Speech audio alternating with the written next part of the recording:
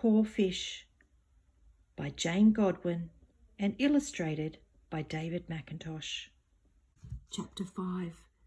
Lucky Fish. Dad came in. "What is it?" he asked. "Look," we pointed to the toilet bowl. "It's a fish. I think it's the one that we saw this morning, the one that was dead." "What happened to the dead one, Dad?" asked Tom. "Didn't you bury it? We always bury a fish if it dies." And Dad's face turned red. "Oh, I flushed it down the toilet," he said. "Dad," we all said, "why did you do that?" "Well, I didn't have time to bury it," Dad pleaded. "We're in such a hurry to get to Auskick."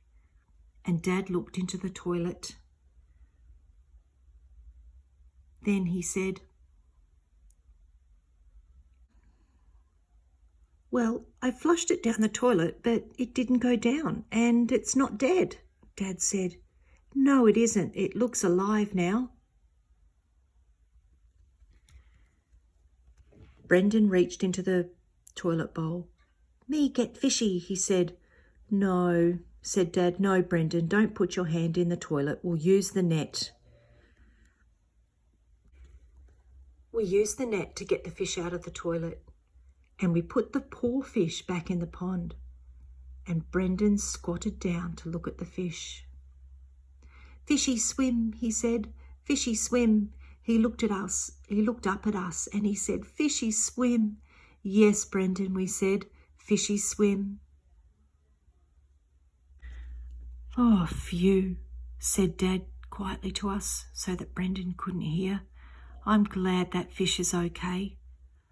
"Well, Dad," I said, "I think that next time you should make sure that a fish is dead before you try to flush it down the toilet." "Next time, I think we should bury a dead fish like we usually do," said Tom. "Yes, boys," said Dad.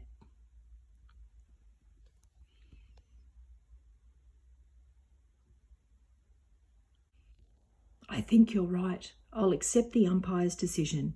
Next time I will take a good look at a fish before I decide that it's dead, and I will never flush a fish down the toilet again. I'm sorry."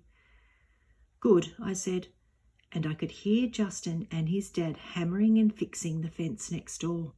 "See, mate," Justin's dad was saying, "not a problem. It'll be like new." I looked at Dad and I thought for a moment, "Actually, Dad, I think it's a lucky fish. If you had buried it, you would have buried it alive. When you tried to flush it down the toilet, you actually saved that fish." I was still cross with Dad for not giving the fish a proper burial, but I was glad at the same time.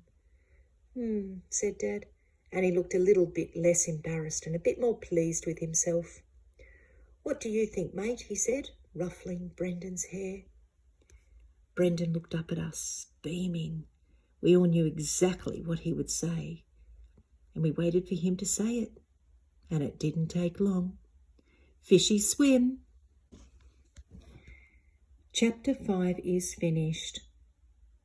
Poor Fish is finished.